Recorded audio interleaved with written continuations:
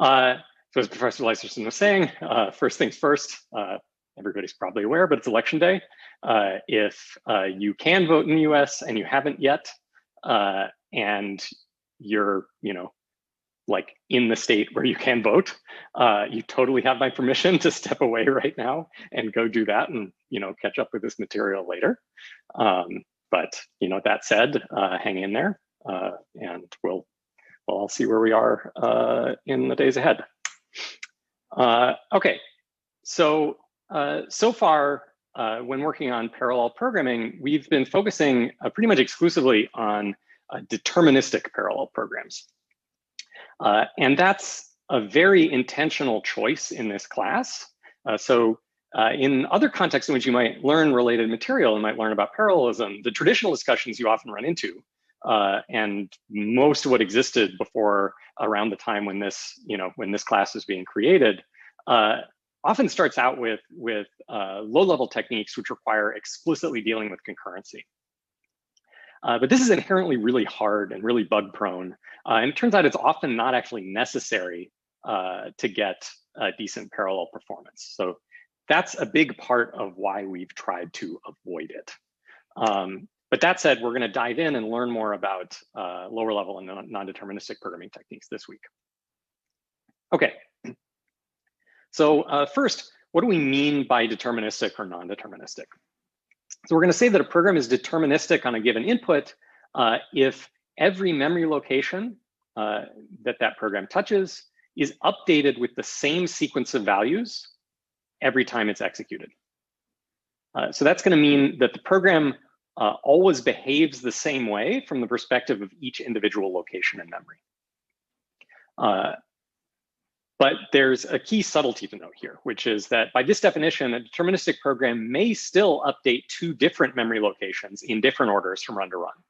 So for example, if two different memory locations are updated by different threads, the updates to those locations might be scheduled differently on different runs. So this definition still guarantees, however, that these individual memory locations will always see the same sequence of updates. And so in a useful, intuitive sense, the program always does the same thing on every execution. Sort of from an observational perspective, it always does the same thing. Okay, so now a quick question for you guys. Why might determinism be a good property for our programs to have? What does anybody think? Go ahead and either speak up on Zoom or shout out on Slack.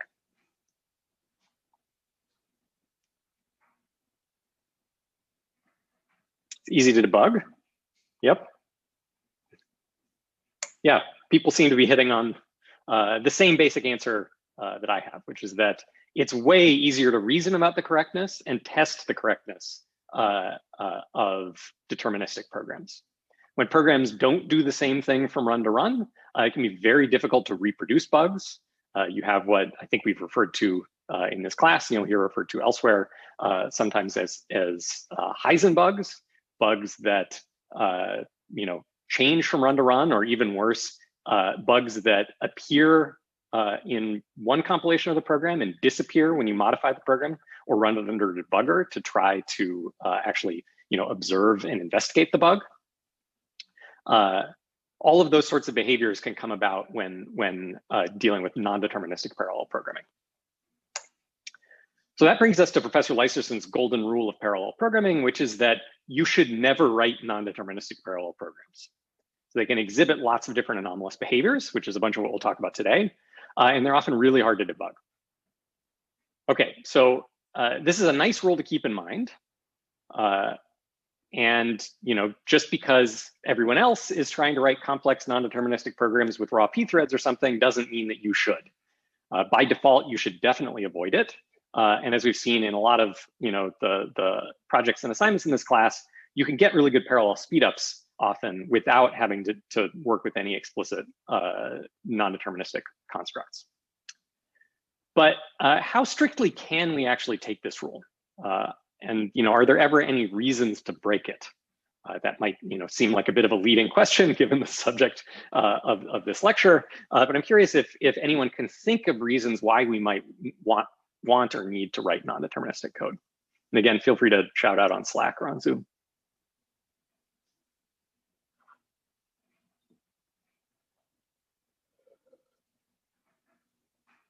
A few people thinking.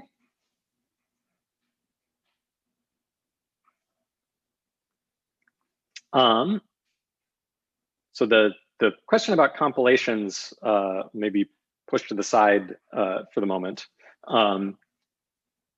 But yeah, so okay, so people are thinking that randomized algorithms are non-deterministic. That might be a reason why we want to make things non-deterministic. Randomized algorithms are a valid point and relate to some of the techniques we'll talk about for dealing with non-determinism. But here I'm specifically thinking about reasons we might want to use non-deterministic parallel constructs. And some of the key issues people are touching on later down here, like speed and dealing with I/O or interacting with the outside world, are great examples. So if you think of things like servers and client server programs, those are inherently dealing with some uncertain outside world, and so non-determinism is inherent in that kind of setting. And then, of course, the big one for us is performance. So I said that you can often get really good parallel speedups without having to use non-deterministic constructs, but sometimes you can get even better performance by explicitly programming at a lower level, and explicitly using non-determinism. So that brings us to the silver rule of parallel programming, one step down on the podium, which is that you should never write non-deterministic parallel programs. But if you must, you should always devise, carefully think about a testing strategy that's going to let you manage the non-determinism. And there are a number of strategies you can use.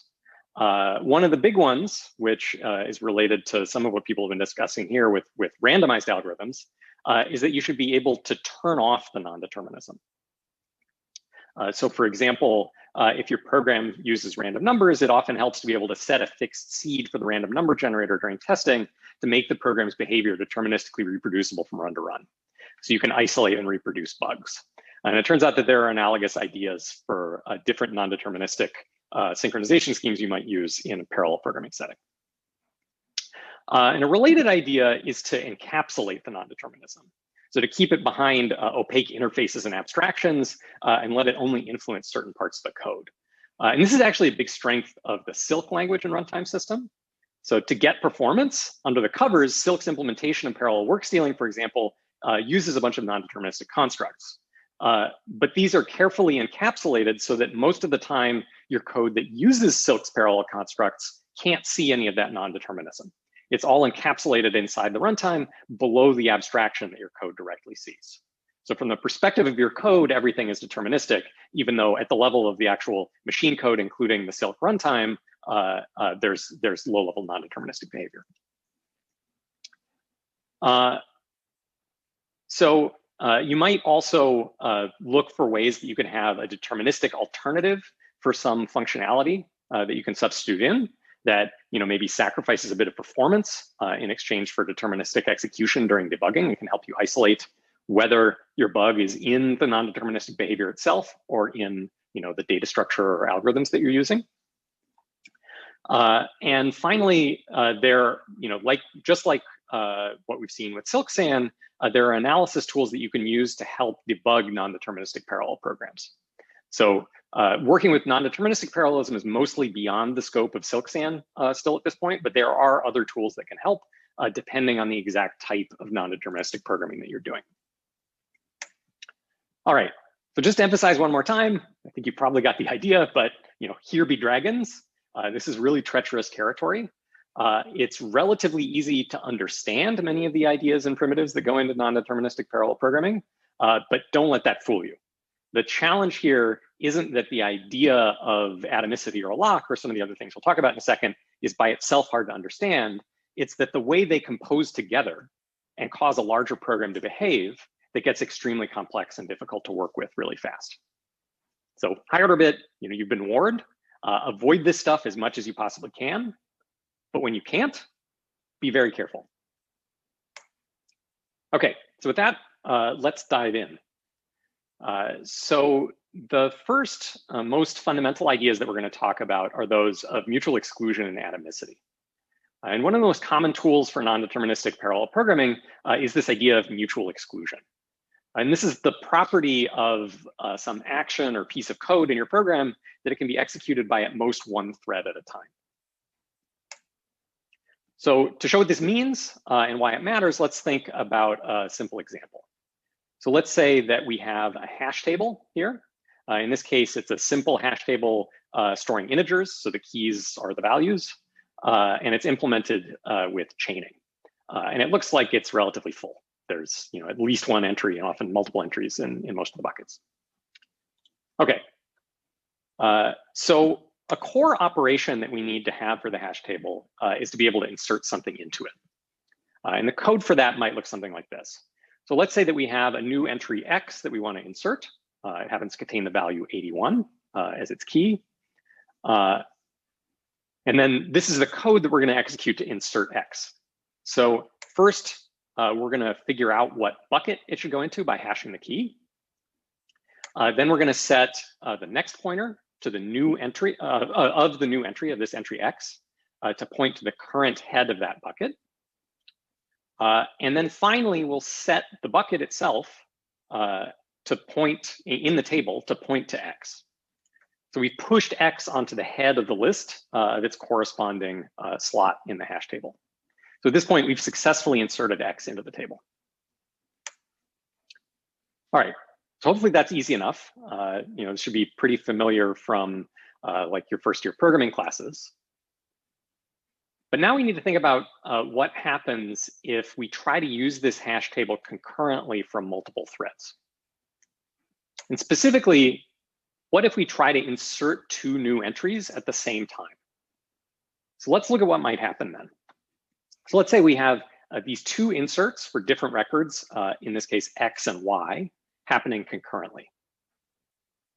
So we might say, first compute the slot to which X hashes, just like before. Then we set X's next pointer to the head of that bucket. But now what happens if the next thing, the next thing to occur is that Y computes its slot, which happens to be the same slot. So X and Y are hashing to the same bucket.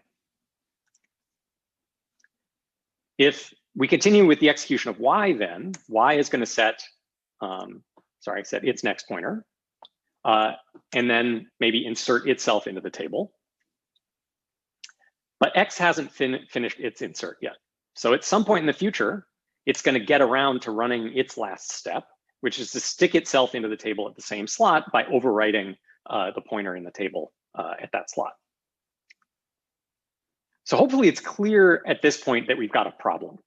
So we've inserted X into the table, and we at some point inserted Y, but by the time we're done executing these two blocks, Y is just dangling. Its insert effectively got lost. And it's probably not too surprising, but that's because we've got a race bug. There's a race between these two inserts trying to happen at the same time. And the heart of the problem here is that the two threads race on reading and then updating the value of the shared data structure in the table slot that they're both trying to insert into. So lines 2 and 3 are effectively racing with each other. And more formally, because these critical sections are not mutually exclusive, the read and write of the table at that slot is not being performed atomically. So we're reading it in this first step and writing in the second step. And we're not doing all of that together atomically. Okay, any questions on this so far?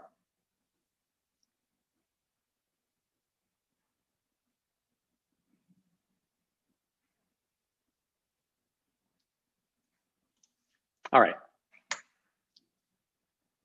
So we have a few more terms we've just introduced. So the first is this idea of atomicity. So we say that a sequence of instructions is atomic if the rest of the system can't ever view them as having partially executed. So at any moment, from the perspective of the rest of the system, either no instructions in that sequence appear to have executed, or all of them appear to have executed. And then the second key idea is the critical section.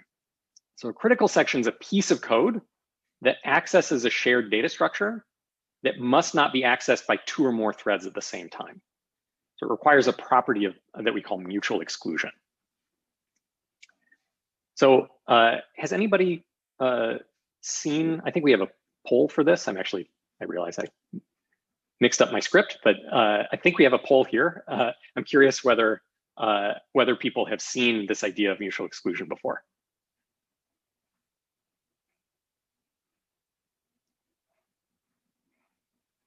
It seems like some have, for some it's quite unfamiliar, some may be a little familiar. All right, cool.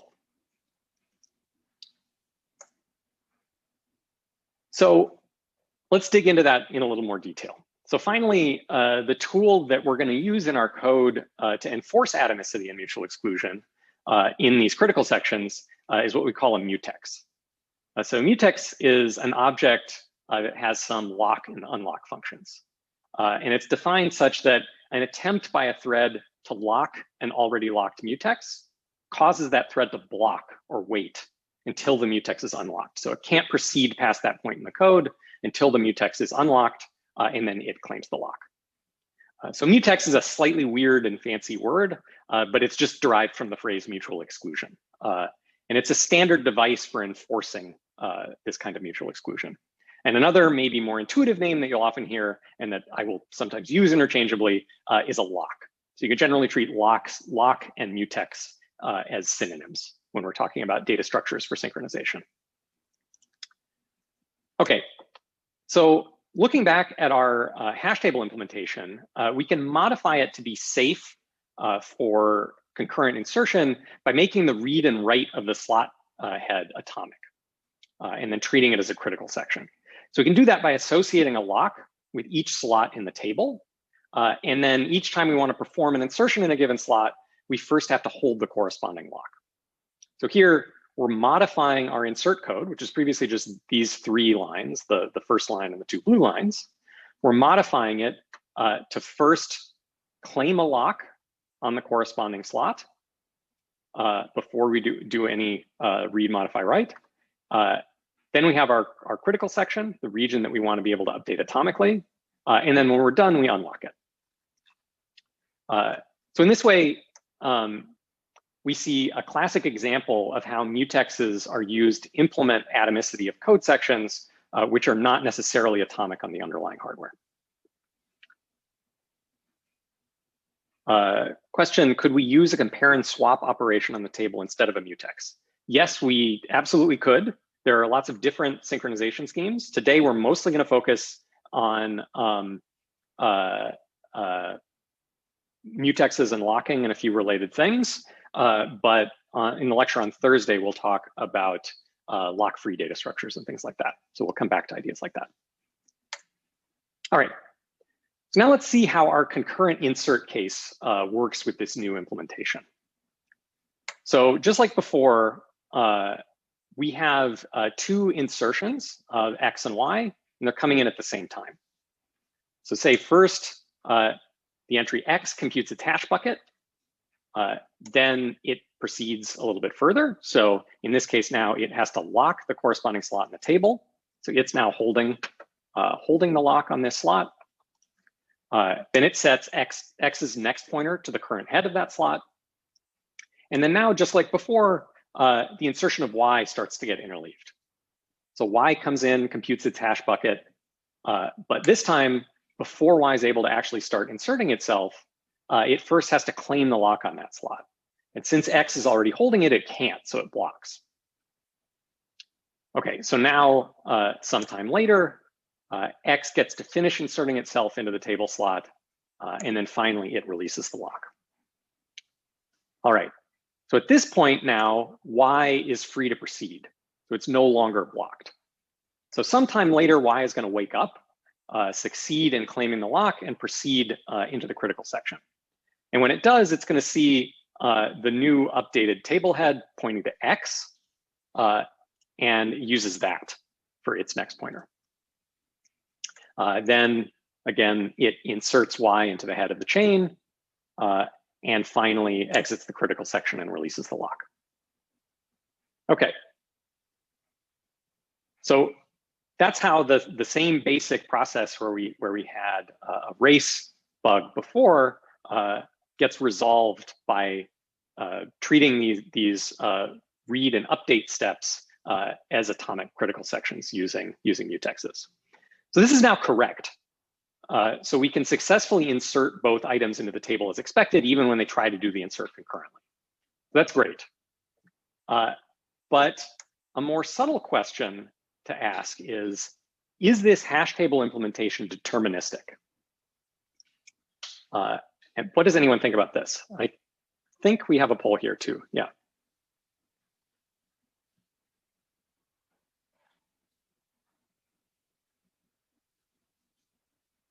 A lot of votes for no. Anybody want to bravely vote for yes? I don't know if that was just just a pity vote. Yeah, it seems like the overwhelming consensus is no. And indeed, that's true. So this implementation is correct, but it's not deterministic. So in this case, different executions of the same program might insert X first and then Y, like we saw here, or they might insert Y first and then X. And we get different chains in memory in these different cases. The overall contents of this slot in the hash table, the set of things in that slot would ultimately be the same, but the order in which they'd be inserted would be different. And so the sequence of operations and the layout of everything in memory would be different. And so by our definition of determinacy, this is non-deterministic. Okay, so although mutex locks can guarantee that critical sections behave atomically, the resulting code is inherently non-deterministic. Let's think back to our definition from a number of lectures ago of determinacy races. So you can recall that a determinacy race happens when two logically parallel instructions access the same memory location, and at least one of those instructions performs a write. So that means that a program execution with no determinacy races means that the program is deterministic on that input. And the program will always behave the same on that input, no matter how it's scheduled and executed. But when a program uses a mutex and two threads attempt to acquire the mutex at the same time, the threads may perform their updates on the locked memory location in different orders, depending on scheduling. So the resulting code contains a determinacy race, and depending on how the program's scheduled, it may behave differently. So like we saw in our hash table, we may wind up with this chain ultimately containing Y then X then the rest, or it may contain X then Y then the rest. So there'd be different observable results. One key point is that if a determinacy race exists in what you intend to be a deterministic program, Silksand guarantees to find such a race. But this is not such a useful guarantee anymore once we're programming with these explicit mutexes. Okay, so locks on critical sections don't prevent determinacy races. Instead, locks are useful for protecting us from a different type of race. And that's a data race. So a data race happens when two logically parallel instructions that hold no locks in common access the same memory location with at least one of the instructions performing a write. So a key thing to know is that data race-free programs obey atomicity constraints, the atomicity constraints that are implied by their locking discipline, but they can still be non-deterministic, as I said. And that's because acquiring a lock in and of itself can cause a determinacy race with another lock acquisition. So again, code that uses locks are effectively non-deterministic by nature and invalidate the guarantee that Silksand tries to enforce. Now, another key point about data races, so mutexes don't eliminate determinacy races. They can be used to eliminate data races.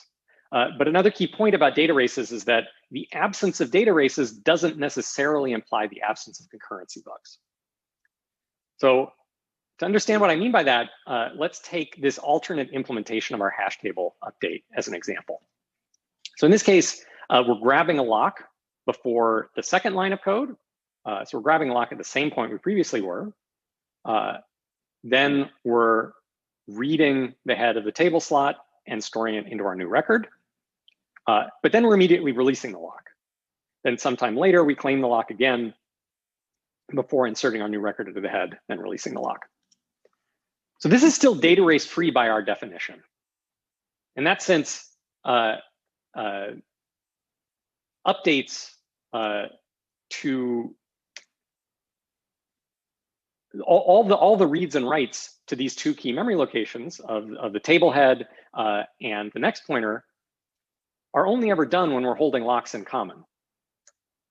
So by definition, this is data race free.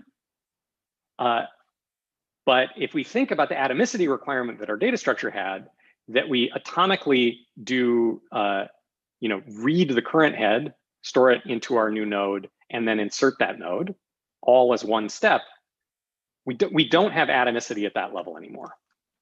So the absence of data races does not mean the absence of bugs.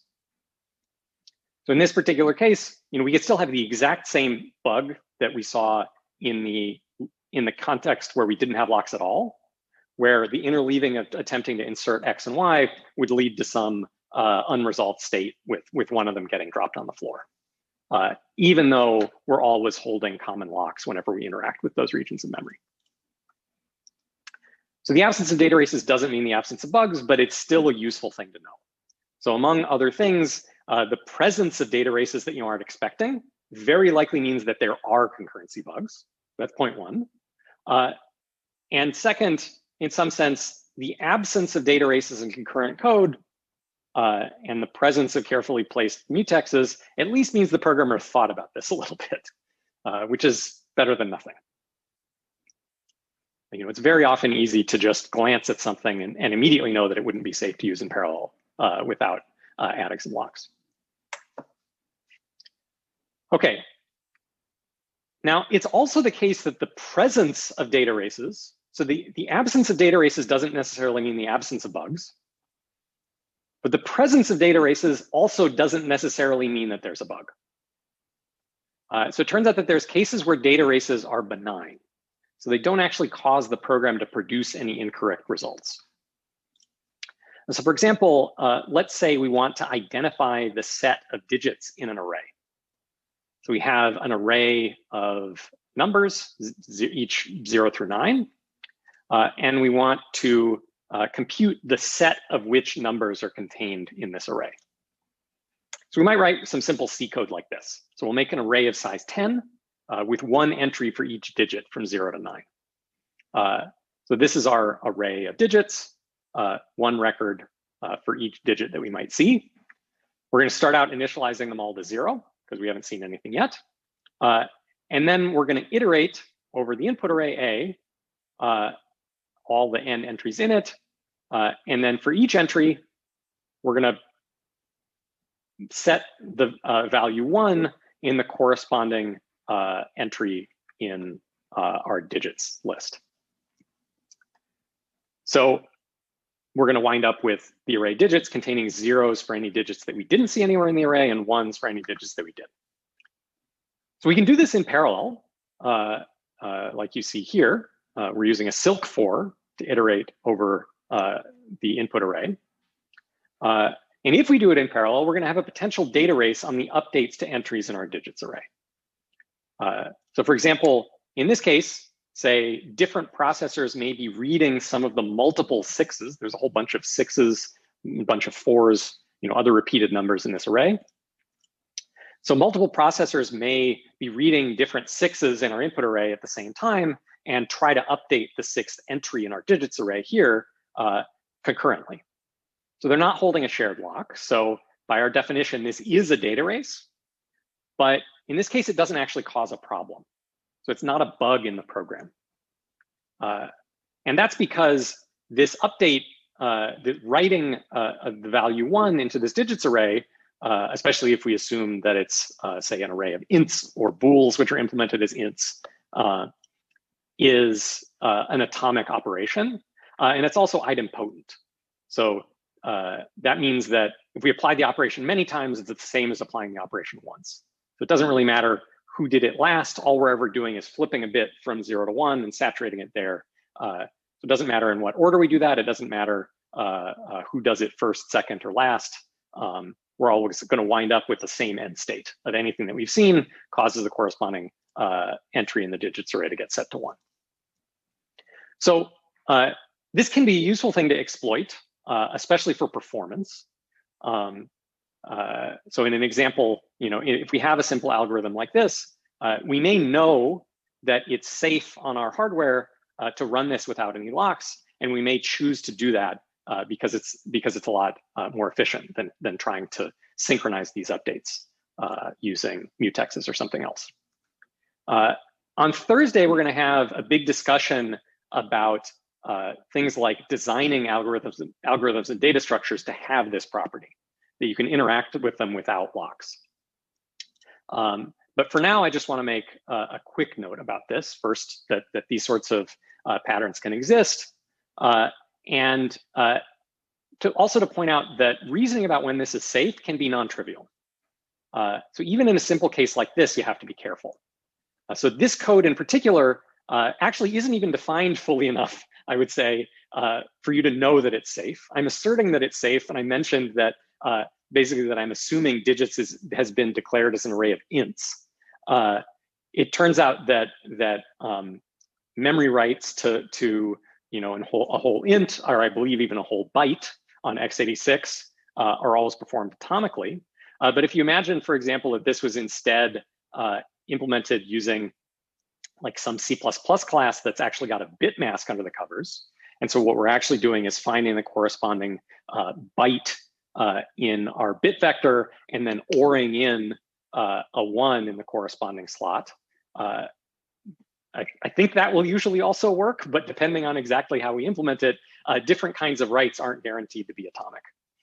So just because it looks like one line of code in C doesn't mean it's going to turn into a single atomic update under the covers. All right. So second, just because this race is benign doesn't mean that Silksand's going to be fine with it. So sometimes you want to ignore certain known benign races. You want to tell Silksand to ignore certain known benign races in your code when it's running its analysis. So because of this, Silksand lets you turn off race detection for these intentional races. That can be dangerous because it may not detect bugs, but it's a practical workaround. And there's better solutions that exist. So Intel's commercially developed Silkscreen tool, which is sort of a relative of Silksand, has the idea of fake locks. I'm not sure whether any of this is in the process of migrating into OpenSilk. Somebody who's more familiar might comment, but in principle, Silksand will hopefully get richer and more powerful to give you more precise ways of talking about the intended behavior of this kind of code in the future. All right, so that's an introduction to mutexes and how we can use them. So now let's talk a little bit about how they're implemented.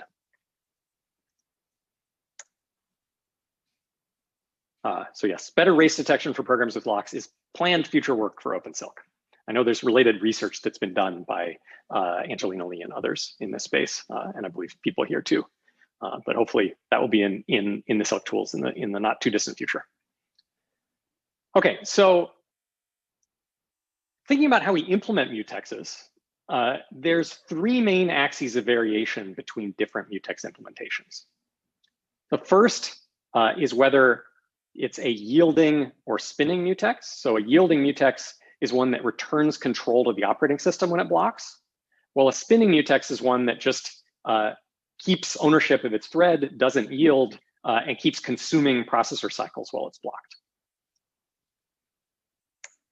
Second, there's the idea of whether a mutex is reentrant or non-reentrant. So a reentrant mutex is one that allows a thread that's already holding a lock to acquire it again. So you can enter a critical section. If you're already inside a critical section holding a lock, you can enter another critical section that's guarded by that same lock within that outer critical section. A non-reentrant mutex, by contrast, which is usually the simpler thing to implement, does what you might on its face expect.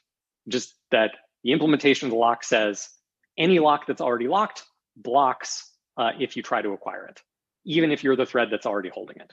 So a non-reentrant mutex is going to cause deadlock if the thread that's already holding it attempts to reacquire it. And then third, there's the question of whether a mutex is fair or unfair. This relates to how work that's blocked on the mutex is going to be scheduled. So a fair mutex is one that does something like putting the blocked threads in a FIFO queue so that the unlock operation always unblocks the thread that's been waiting the longest. Whereas an unfair mutex might, let any blocked thread go next.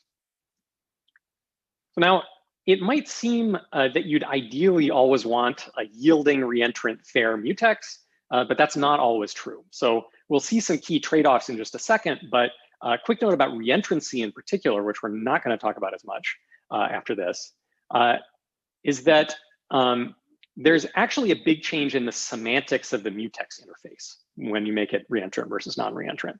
And it turns out most of the time you actually probably want non-reentrant mutexes. Reentrant mutexes wind up being really tricky to use correctly if you're trying to exploit that reentrancy property. It's often a lot more useful to not try to exploit reentrancy and have a simple non-reentrant mutex that just will make your bug obvious if you try to acquire something twice, because your program's just gonna lock up. So pretty much only use a reentrant mutex once you've studied this stuff in a great deal more depth and know that that's really what you want and have a strategy for managing how you're gonna deal with reentrancy. Okay. So with that, let's look at the simplest mutex that you might want to create. So here we have a complete x86 assembly implementation of a simple spin lock. So its implementation is broken down into 3 parts, each of which has a jump label. So first, when we enter, we're going to come in at the top in this spin mutex block. The first thing we do is going to be compare the mutex variable. So this is a pointer somewhere in memory where we're storing basically a bool for whether the lock is held. This mutex is going to be 1 if the lock is held and 0 otherwise. So we first compare that to 0. If it is 0, the lock is not currently held. So we jump to the code where we try to acquire it. If it is currently held, we fall through here. We run this pause instruction, which we'll talk about in a second, and then we jump back to spin mutex. So we're basically just in a tight loop here until we get to the point where we see the mutex value being 0, meaning that it's not currently held, and then we try to acquire it. Okay, so aside from this pause instruction, this is just a trivial 3-instruction loop. The key idea with this pause is that below the level of detail of most of the computer architecture that we've talked about, modern, fancy out-of-order processor cores that do all kinds of speculation on both branches, like this branch, this conditional branch, and on memory operations, speculating about the potential interaction or conflict, in our cache coherency protocol and stuff like that, may wind up completely overloading their pipeline.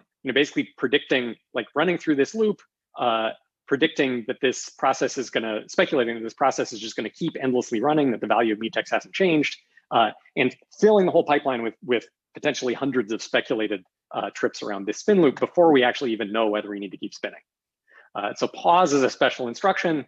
It's basically a glorified no-op that semantically is just a no-op, but it's a hint to the underlying microarchitecture implementation that it should do things like avoid speculating across relevant potential memory updates and things like that. So it avoids letting the pipeline go completely crazy, speculatively running in this loop. All right, but so that's the basic idea of the first section. We're just going to run in a tight loop until we see that the mutex is free. Really simple. That's why we call it a spin lock or a spin mutex. We spin until we see it being free. Once we see it free, we jump to the get mutex block, and then we're going to try to claim it. But claiming it, because of the atomicity of the underlying instructions we have, is still a slightly non-trivial endeavor. So when we try to claim it, what we're going to do first is set this register EAX to the value 1, and that's going to be the held value for the mutex. Then we use this atomic exchange instruction to swap the value in memory at the mutex pointer and the value in the register EAX. This is a special instruction that atomically exchanges the value at that memory address with the value in the register. So in the end, we wind up with the value that was in the register in the memory address and the value that was in the memory address in the register. But it's possible that at the same time, somebody else has been coming through this same code and also trying to claim the mutex. So we only know if we were successful claiming it if the value we got back from the swap, the value that was still in the mutex at the moment of this atomic exchange operation, was a 0, meaning the mutex was still free at that point. If it was non-zero, somebody else beat us to claiming the mutex, so we have to go back and spin again. But if it was 0, we successfully claimed it, and we can proceed into the critical section. Then when we're done, we just set the mutex back to 0 to release it. It's really simple. And like I mentioned, a key property of this is that this exchange instruction is an atomic exchange between memory and a register value. And it's the atomicity of that that lets us actually do all this safely. Okay, any questions on this implementation?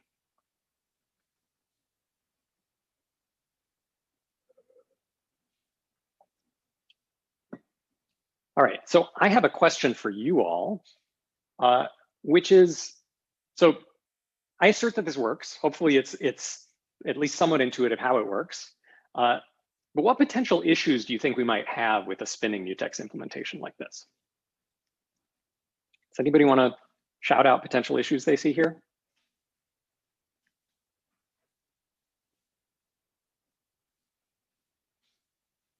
Why might we not want to implement it this way? A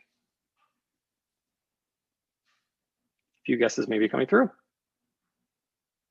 Yeah. We're wasting processor time.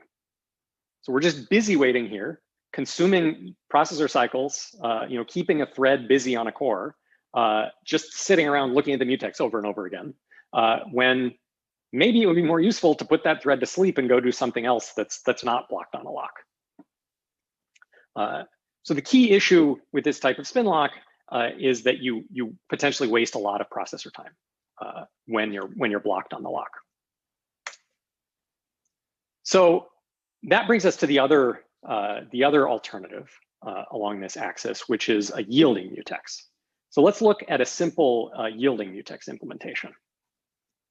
And it turns out that it's really, really similar. So your eyes aren't fooling you. This does look almost exactly the same. The only thing that's changed is that we replaced this pause instruction with a call to pthread yield.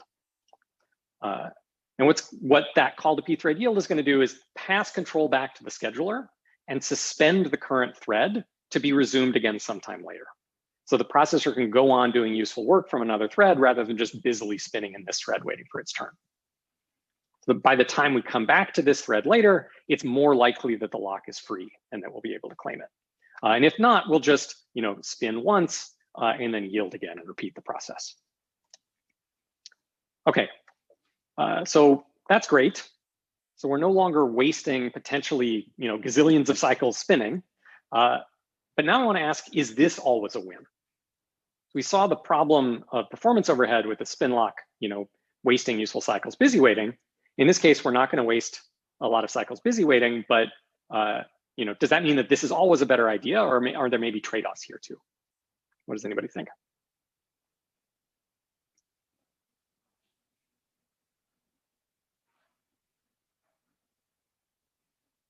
Yeah, a lot of people are hitting on the idea of overhead. So it's two key ideas seem to be coming up, which I think are basically the key ideas. So great job, everybody.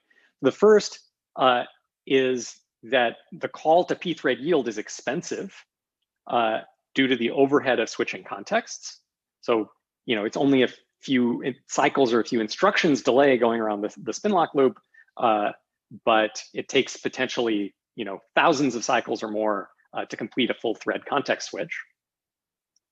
So calling pthread yield is an inherently expensive operation. So there's computational overhead in that sense. If we were only going to go around the spin cycle a few times, wasting many thousands of cycles to yield and then come back is actually wasting more processor time. And then there's also a latency issue, which is that the amount of delay before this thread is able to acquire the lock may be much, much more, because the time quantum before it's scheduled again may be, many, like easily hundreds of thousands of times longer than the time it took to go around the spin loop. All right. So it turns out we actually have two competing goals here. So we'd like this thread to be able to claim the mutex really soon after it's released, so have very low latency. We also like the implementation to behave nicely and waste as few cycles as possible while we're waiting. So does anyone have any ideas for how we could balance these competing goals?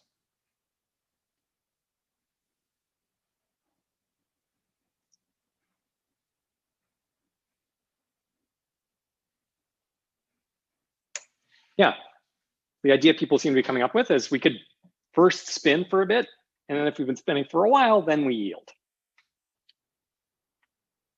That's a great idea, and that's how many generic mutexes are actually implemented in practice. Here's ideas: keep a count of the number of cycles wasted, and then yield if we've wasted too much, which is I would describe as basically a variant of the same thing. The number of times around that spin loop is directly proportional to the number of cycles that we're wasting. All right. So now the natural question, if that's our implementation strategy, is how long should we spin? Does anybody have thoughts how we should think about? So we have this tuning parameter of how many times we should spin or how long we should waste spinning before we yield. How should we set that tuning parameter?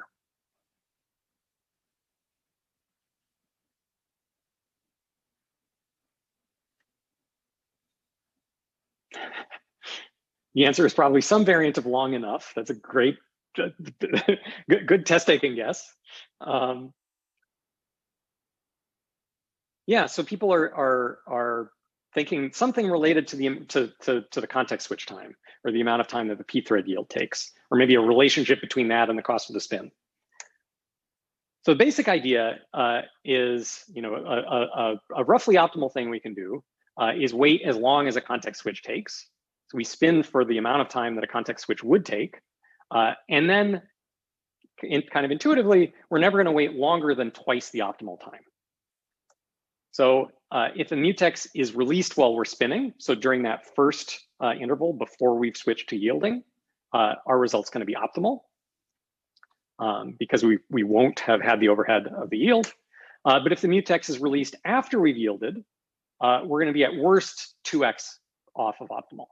So if the mutex is released, epsilon after we've yielded, we'll basically be paying a 2x penalty. It turns out that there's also a clever randomized algorithm that can achieve an even better result in expectation, but I think this, the factor is not that big. Calling random number generators, high quality random number generators, is pretty expensive, and so the simple, wait for the context switch time 2x optimal bound is a pretty good strategy in practice. All right, so that's a bit about how we can implement locks and how they work under the covers. And now I want to take a 2-minute breather before coming back to talking about some of the challenges and anomalies that lock and code can introduce. All right. Okay, so now let's start looking at some of these unique problems that programming with locks can introduce. And the first one I want to talk about is one you might have heard about before, called deadlock. So deadlock is the behavior in which 2 or more parallel threads can prevent each other from executing because each thread is waiting for the other one to complete some action or release a resource. And it comes up in particular in lock and code when you have more than one lock or critical resource that you need to hold at the same time in order to make progress. So this is kind of the most trivial example of deadlock that you can have. So in this case, we have thread 1 running some code that acquires some lock A, then acquires some lock B, runs a critical section, and then unlocks them. Another thread 2, which acquires lock B first and then acquires lock A, runs critical section. So now, if you imagine we have these 2 threads running concurrently, one interleaving might look like this. So first, thread 1 locks lock A, then thread 2 comes in and locks lock B, and now at this point, neither thread can make any forward progress since neither can acquire the other lock. The very next thing they both want to do is acquire the lock the other one's already holding. And if they don't do that and make forward progress, neither one is going to get to the point where they can release their lock. In a sense, we have the ultimate loss in performance. So both of these threads just stop completely. And this is what we call deadlock. So it turns out that there's 3 necessary conditions to have deadlock. So the first is mutual exclusion. So this is the condition that each thread is claiming some exclusive control over the resources that it's holding. The second is non-preemption. So each thread is not going to release the resources it holds until it completes using them. And third is some pattern of circular waiting, a circular cycle of dependencies between the resources the threads need. So we have a cycle of threads in which each thread is blocked waiting for resources held by the next thread in the cycle. So because deadlock requires all 3 of these properties, a standard solution to resolving deadlock problems is to remove one of these properties from the code. In some cases, it's possible to eliminate the non-preemption property using special kinds of preemptive mutexes. But this, even more than with reentrant mutexes, preemptive or preemptible mutexes are much more complicated to reason about and program with. And as a result of that, mutual exclusion was the fundamental property that we've always needed. That's the thing that we're trying to enforce to keep our code correct and avoid data races. And as a result, most attempts to resolve deadlock inherently focus on eliminating this circular waiting property. And we can unpack this a little bit more to get a sense for some of the common ways of avoiding deadlock by using a famous case study due to some very famous ancestors of ours in the computer science family tree, Tony Hoare and Dijkstra. And that's the problem often called the dining philosophers. So you might have seen this before, but it's popular because it's useful to understand the key issues that come up with deadlock and how we can resolve it. Okay, so the dining philosophers problem is basically this. So we have n philosophers sitting around a table, each with their own bowl of noodles, so n bowls of noodles. To eat their noodles, any given philosopher needs 2 chopsticks. But philosophers like to think a lot, so they only eat between bouts of thinking. Now, recognizing an opportunity to save costs, the restaurant assumes that maybe they can get away with just n chopsticks for the whole table instead of 2n. So the table's set like we see here for n equals 5. So now each philosopher is going to go through a loop like this. So each time around the loop, they're going to think for a while, maybe a really long time. Then they're going to pick up the 2 chopsticks. So say we're talking about this philosopher, they're going to pick up the chopstick to their left and the chopstick to their right by locking those resources. Then they're going to eat their noodles. Then they're going to put the chopsticks down and unlock the corresponding resources. So most of the time, this works out fine. So they take turns using the chopsticks effectively, and everyone makes progress slowly eating their noodles and thinking a lot. But what happens if one day they all try to eat simultaneously? So they all finish thinking at roughly the same time. So in that case, if you think about this circular arrangement, they're each going to first pick up the chopstick on their left and then go to pick up the one on their right. But by the time they got there, their neighbor would have already grabbed it. So they'd block. Their neighbor's already holding that as their left chopstick. And at this point, they'd all just sit there forever. So no eating or thinking and nothing would change. So instead of dining philosophers, we'd have starving philosophers.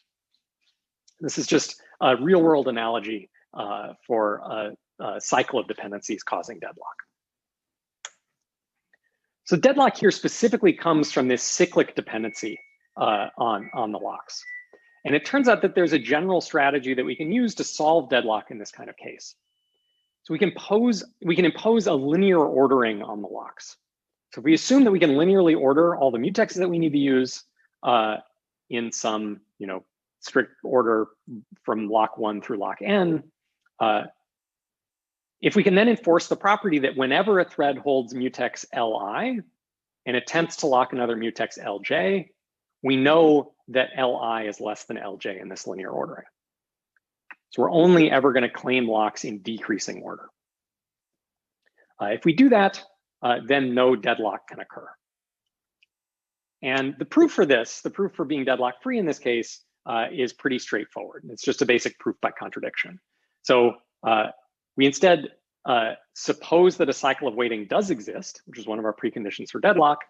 Then we consider the thread in the cycle that holds the largest mutex, L max, in the ordering.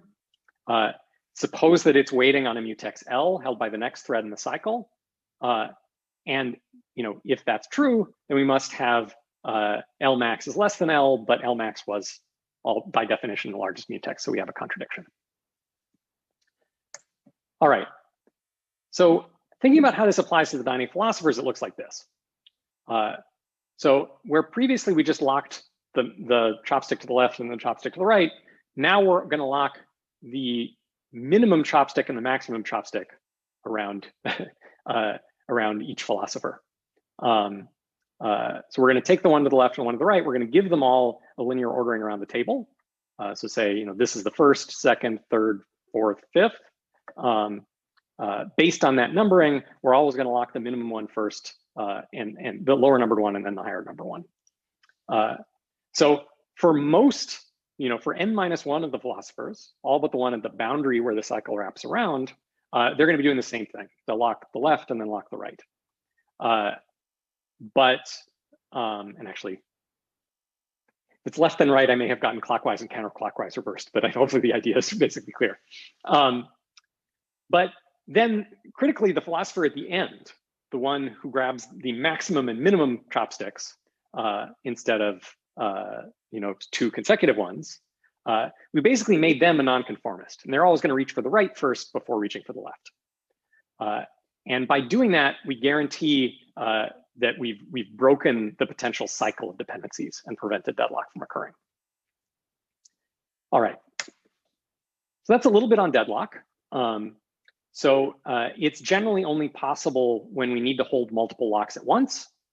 That's how we get cyclic resource dependencies. But it turns out that Silk makes it possible to cause deadlock even with just one user level lock.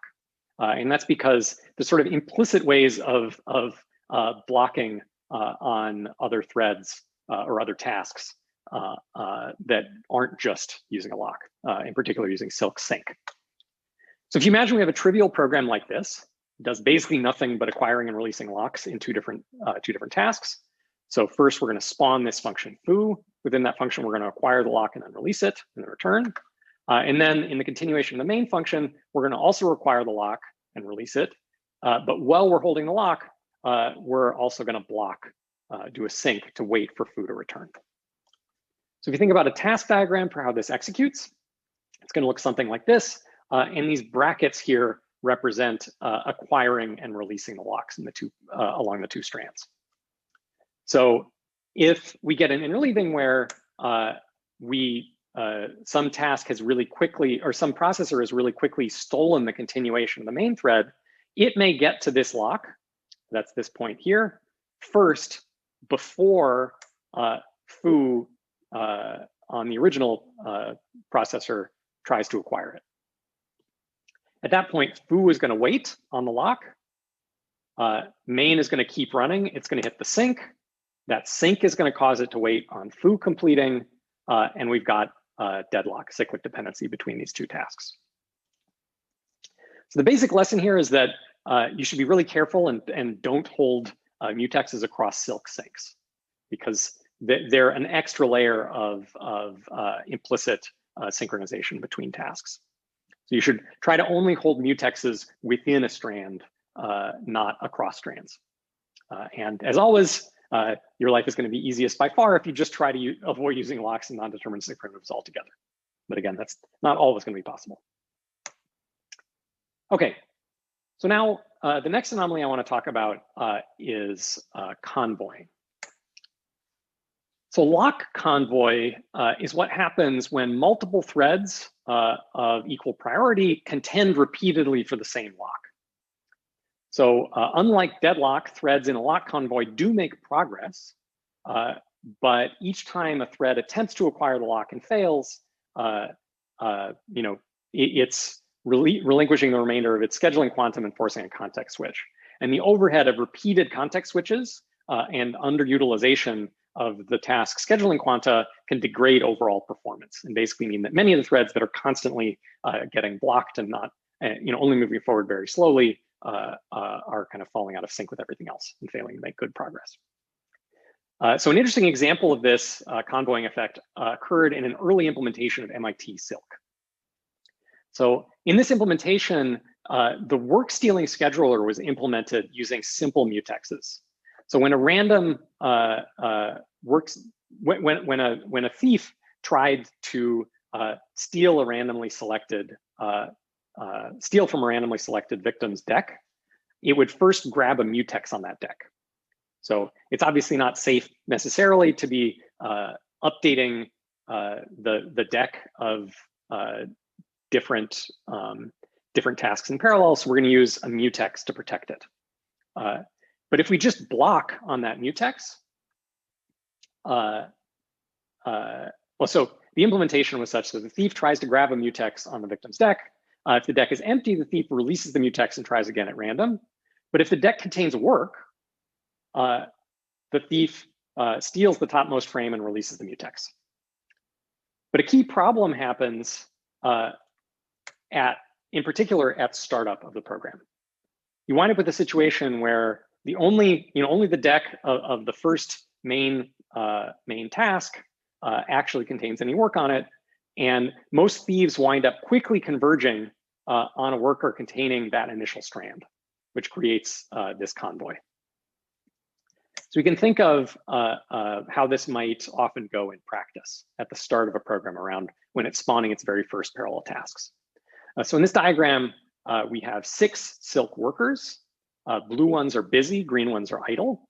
And these sort of mixed blue-green ones are in the process of successfully stealing something. And then we're going to add dependency edges into this based on where an idle worker is trying to acquire the lock on a busy worker's deck. All right, so at first, all but one of these workers are idle. So they're going to randomly pick another worker that they want to steal a task from. That random assignment might go something like this. So 2 is trying to steal from 4, 5 is trying to steal from 3, and 3 and 6 are both trying to steal from 1. What happens now is, if you recall the algorithm I just defined, anybody who's trying to steal from an empty deck immediately just gives up and tries again with a new random target. But everybody who's trying to steal from a non-empty deck tries to acquire the mutex there and actually perform a steal. So in this case, we have a race between 3 and 6, both trying to steal from 1. And let's say 3 is successful and acquires the lock on 1. So now 6 is blocked on the mutex of worker 1's deck. But stealing is a really expensive process. So it's going to take a while for 3 to successfully complete its steal. And during that time, these other workers, 2, 4, and 5, are going to go around a bunch of rounds and randomly try to steal again. So say in the next round, they make some new random choices. 2 tries to steal from 3, 5 tries to steal from 6, 4 from 1. Now we're in the situation, 3 is slowly making a little bit more progress. Now we're in the situation where while 3 is busy stealing, 4 and 6 are waiting on the same non-empty deck. 2 and 5, make some more random choices, time slowly progresses, and eventually we're going to wind up in a situation where everybody is blocked on trying to steal from the deck of worker 1. So all but 2 of the threads here are blocked waiting on the lock of worker 1's deck. All right. So the work is now getting distributed really slowly because each thief is serially trying to obtain worker 1's mutex.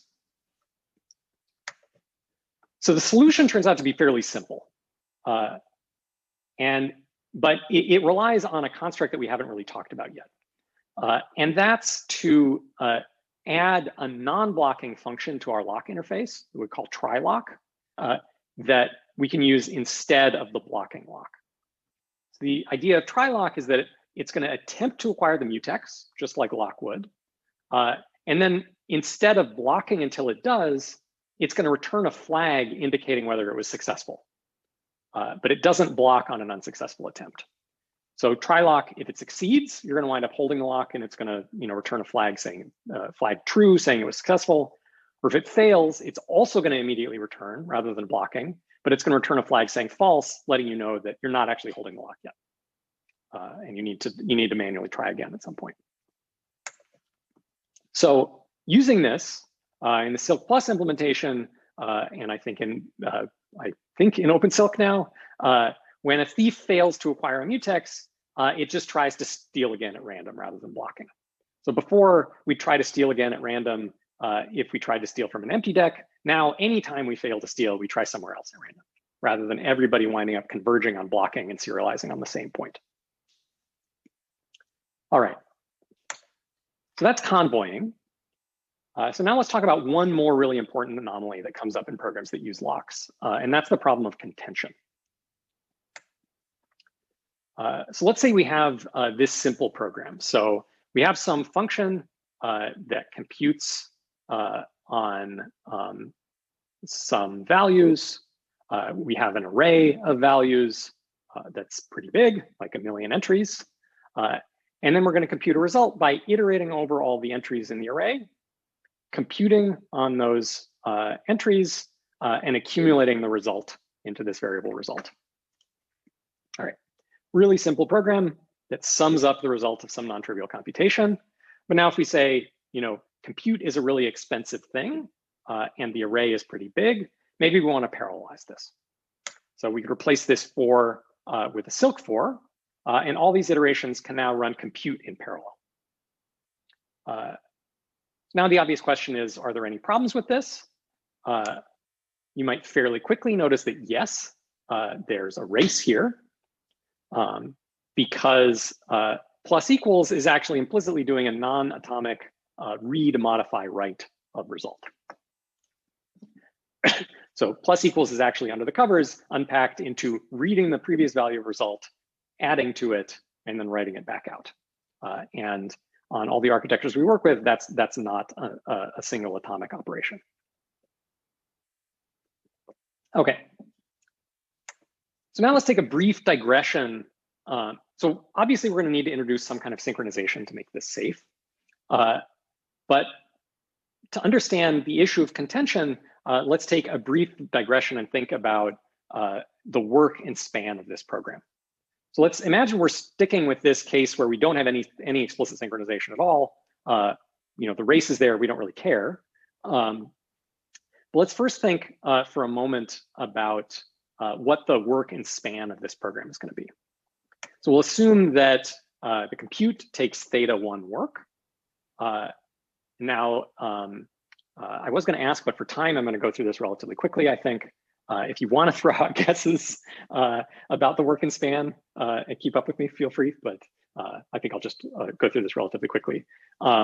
Based on all the analysis we know how to do, we can fairly quickly see, this is just a parallel loop over size n, doing order 1 work in each iteration. So the work of the program T1 is theta n. The span T infinity is theta log n. And then importantly, the speed up that we expect on P processors is going to be big O of N over P plus log N. This is all stuff that we've seen previously. Just our basic analysis. Okay, so now let's imagine that we just use a trivial mutex solution to this race. So we just insert a lock around this atomic update here. So the code is the same. We just now claim a lock before we compute an update result and then immediately release the lock. So what's going to happen now? In this case, we're going to get what we call lock contention. And that's because all of these parallel tasks are going to wind up spending a lot of their time blocking on the critical resource of this lock, not able to actually do work in parallel.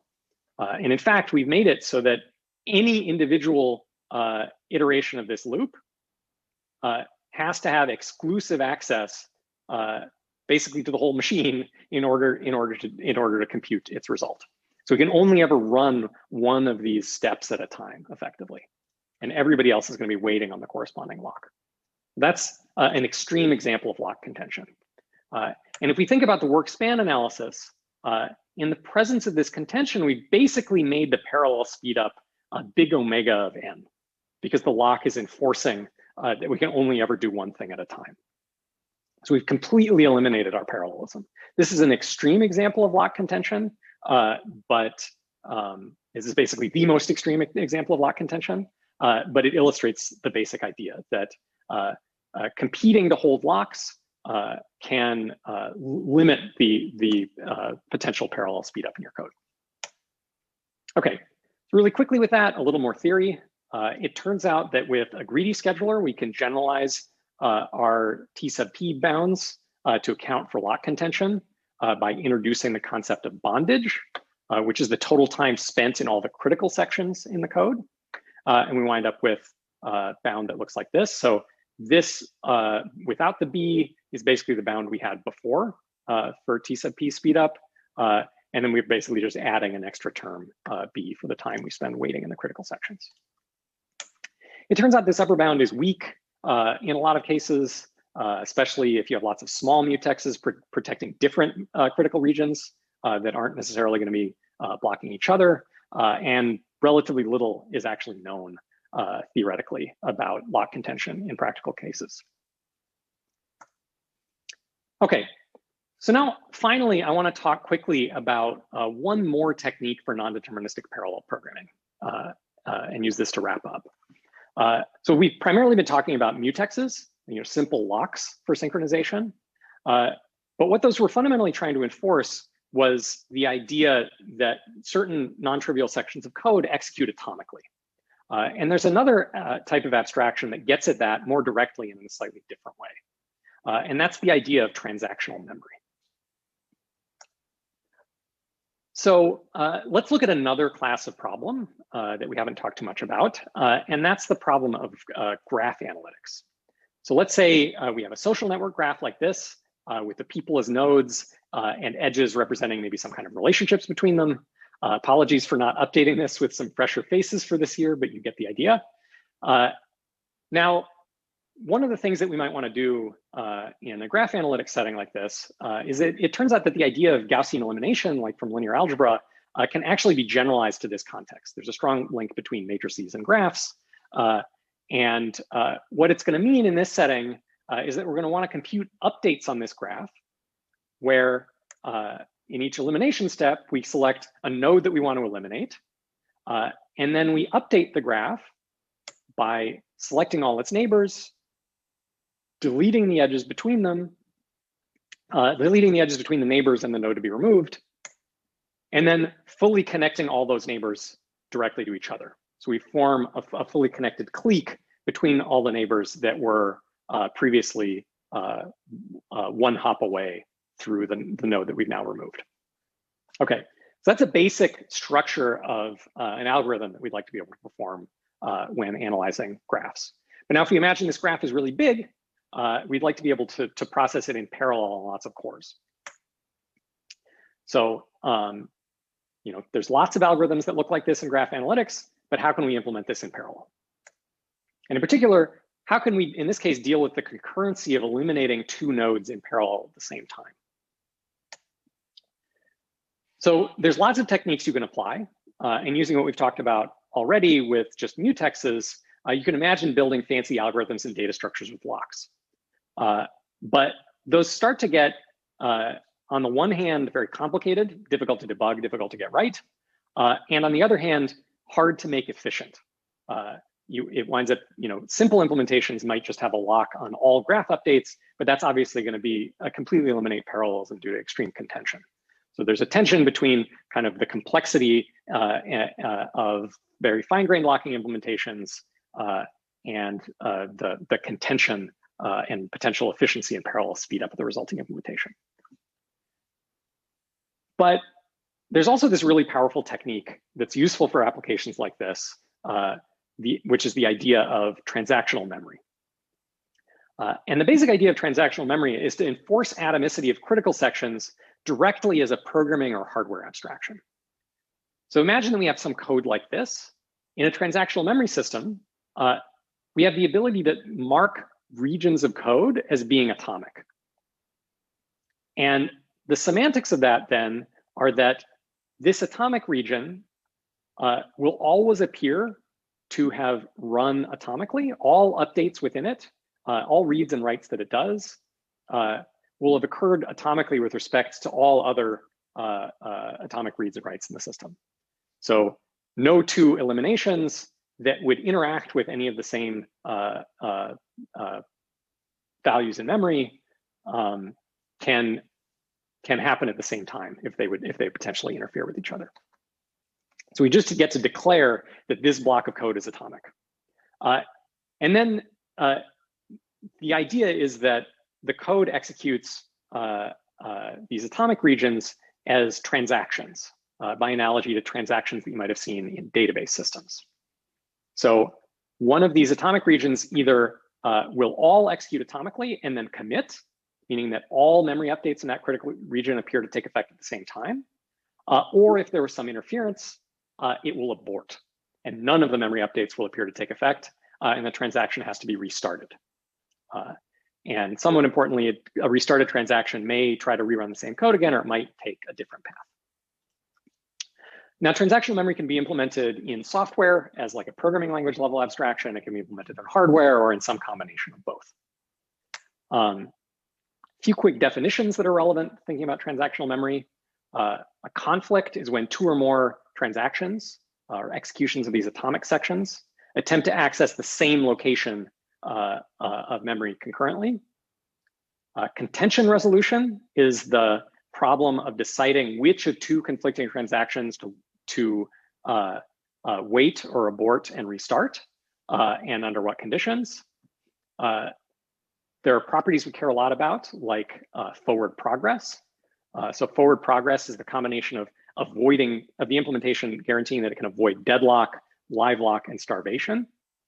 And we also care about throughput, which is basically the efficiency of the whole thing, that we can run these transactions concurrently as quickly and with as much parallelism as possible. So it turns out that it's really hard to implement transactional memory correctly while also being able to guarantee forward progress and everything else. There are some pure software implementations, mostly in languages you probably haven't used.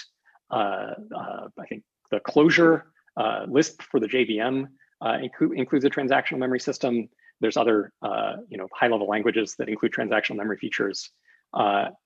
But notably, Intel is the first big company to try to deploy transactional memory hardware support in mass market systems. So there have been a series of extensions to x86 called TSX that were first launched maybe 6 or 7 years ago. Intel first released a version of their chips that included these transactional memory features, found some really nasty bugs, had to implement BIOS updates that disabled all those features because they were completely unsafe to use. They then came around in their next generation, thought they'd fix the bugs, shipped millions of chips, discovered again that it still didn't work, and I believe I think they may have given up for the time being, but this extension, I think, still exists technically as part of the x86 standard. There are just, as far as I know, no fully working implementations of it actually in the wild. So it's really complicated. And then the last part of these slides, we don't have time for today, but talk briefly about a really nice, so in general, safe implementation, correct implementations of transactional memory abstractions that can guarantee forward progress have actually been really hard to develop, even at a theoretical level. They've relatively simple ones have only been developed fairly recently. And it turns out that there's a really nice, surprisingly simple algorithm for implementing transactions in this style that can guarantee forward progress using some relatively simple ideas of an ownership array and a release sort acquire scheme. These are combining some existing ideas where the release sort acquire scheme is basically a fancy version of trying to linearize the order in which locks are acquired. And a key part of what the scheme builds on is the ability to roll back transactions. Is basically, if you remember to our conditions of deadlock, one of them is non-preemption. The ability to roll back transactions and release some locks is effectively introducing the ability to do preemption into the system. So you can look at this on your own time. It's sort of an advanced subject, but this algorithm is relatively simple and is able to have some nice guarantees about forward progress while not being terribly complicated. And with that, I'll just leave you again with our golden rule of parallel programming. As cool as this stuff is, most of the time you probably shouldn't be trying to do it. But for those times when you are, like if you're trying to update the Silk runtime system itself, or in some other setting where it really matters for performance, always be really careful. Devise a testing strategy to manage the non-determinism, and then return to the golden rule again next time. All right, thanks everybody. Sorry for running a little bit over time. With that, again, there's still a few hours left, depending where you are. If you have yet to vote, please do if you haven't already. And thank you all. I'll hang around to take questions.